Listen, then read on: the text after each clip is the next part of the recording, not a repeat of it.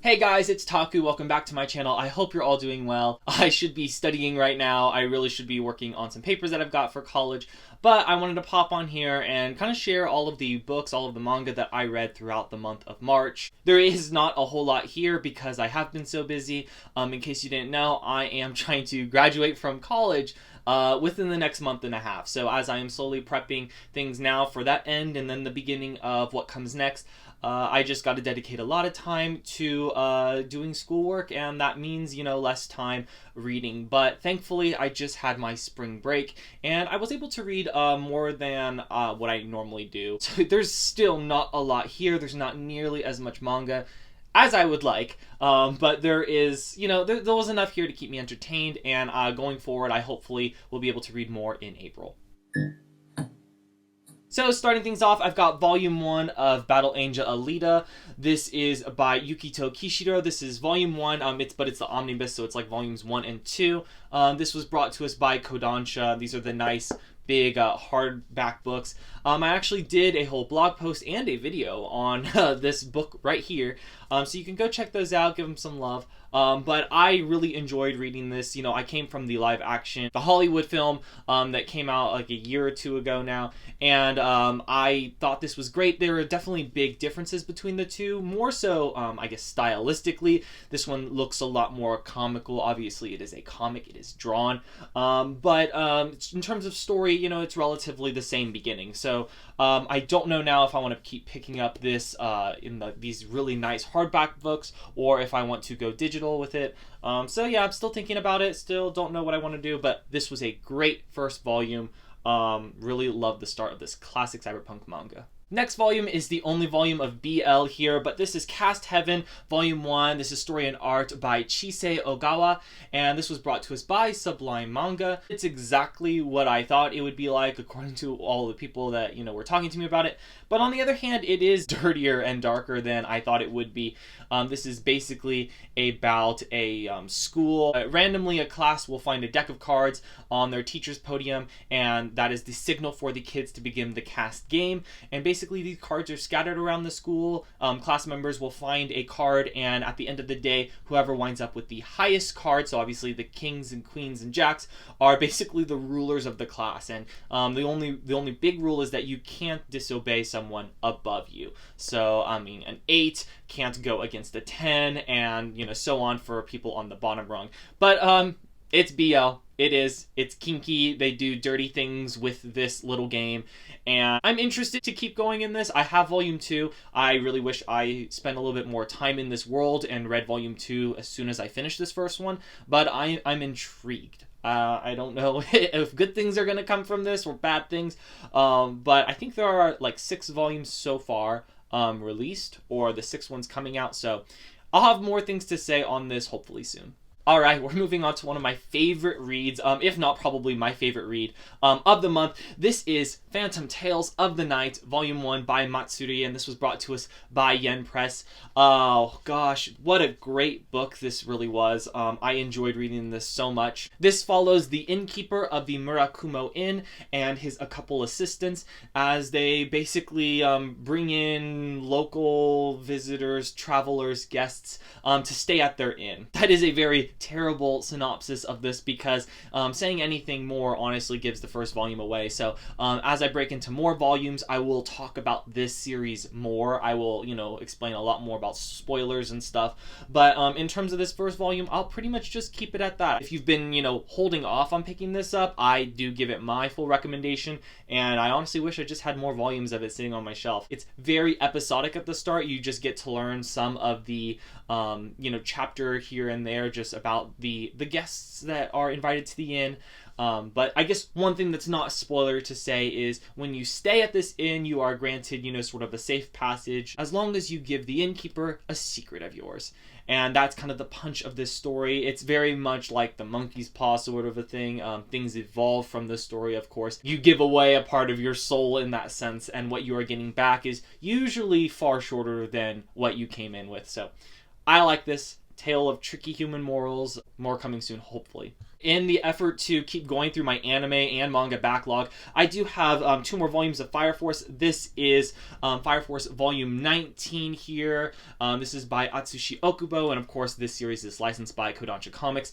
I have been a huge fan of Fire Force ever since I started reading the manga and then jumped into the anime, and it's been great. Volume 19 is here, and I do have Volume 20, and these cover the climax and I believe the very, very end of Season 2, the season that just aired. And so while I would love to say more things about the story and plot and characters, I will just say that this pretty much covers the finale of Season 2 as well as probably a couple of events afterwards. I do hope we get a 3rd season of Fire Force because I enjoy following the manga and the anime for this one, but otherwise I will keep going with the manga for sure. I do know that the next 2 volumes of this are out, so yeah, I'm going to pick up more Fire Force, but if you love Fire Force, let me know down in the comments so that I have a Fire Force buddy to talk about this series with, because it's great. I also do want to mention that with these 2 volumes particularly, I am noticing that the series is really starting to amp up for what feels like a road to the climax of the story. Don't quote me on anything. I know there's been news articles going around here and there, announcements saying that Okubo is wrapping up on Fire Force, or at least gearing towards the climax, but this feels like the start of it. So if you've been, holding off, I would say that around Volume 20, we are starting to get the final act underway, or again, what feels like the final act. I'm probably completely wrong, but yeah, I am enjoying Fire Force. I'm really loving it now that we're starting to find out some of the secrets about the world, especially. Next is a long-awaited read for at least some of the people watching this. I know there were expectations that I would get around to reviewing this a bit sooner, but of course, I just read it now, and this is Eniel and Dewila, Volume 1. This was brought to us by Yen Press, and this is by Kahome Shirahama. I really like the publication of this manga. I mean, I think Yen Press publications sometimes are hit and miss, but this one and Phantom Tales of the Night have the nice big trim and matte cover. And what's to say about Eniel and Dewila? It's a lot more on the comedy side, which I guess is kind of a common trend in the manga that I pick up. I pick them up because I think they're going to be a little bit more serious, and then they end up being a little bit more funny. And I think it really works with Eniel and Dewila. This is, of course, the story of an angel and a demon, and their occasional, let's say, little fights and skirmishes in their world, and how they have drastic effects for the people of Earth. They are friends, though, and that's what makes this story so great. At the end of each chapter, I look forward to the next because I know that these 2 are quite great friends with each other. It'd be different if they were really out for each other's throats, but nah, they love each other. And there's all kinds of new characters that I'm starting to open up to. I think this series was only 3 volumes. Correct me if I'm wrong. So Volume 1 was great. Nice little story about an angel and a demon and all the funny trouble that they get into. But yeah, I think what was the best part about this read was definitely the art style. Really captivating from front to back. I would like to show you more of the details and stuff in here, but it really comes down to the character expressions. I like the way they look. I like the way they act and talk with one another. So I will pick up more of this. And as I said, there wasn't a whole lot that I read. This is the last volume, and this is My Androgynous Boyfriend, Volume 1 by Tomiko. This was brought to us by 7 Seas. I am so glad that I read this because it's just been sitting on my shelf for a long time. People had some good things to say about it, some not so good things to say about it, but overall I think I enjoyed it. It's definitely kind of a shallow story. There's not a whole lot of really deep thought. I thought it was going to be, about a really groundbreaking character, and for all I know, the story goes on to do these types of things. But for now, it really is just the humble story about this boy and his girlfriend Wako and how they just support each other.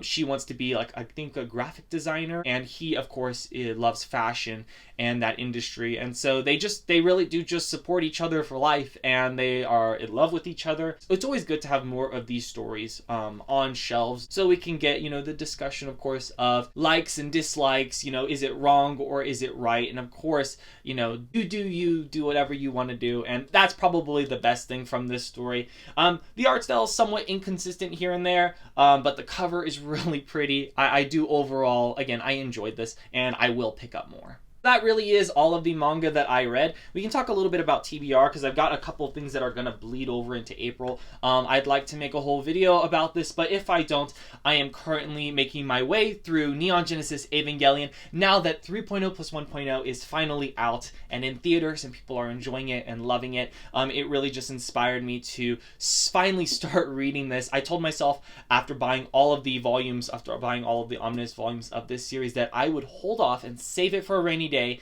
for when I'm needing kind of that Eva kick the most. And with everyone being able to see 3.0 plus 1.0 in Japan but us, now's the time to dig this out. So I am a couple chapters in and I'll probably finish this one pretty soon. It's not a manga, but I do have the light novel, 5 centimeters per second, One More Side. This is by Makoto Shinkai, and it comes to us from Vertical.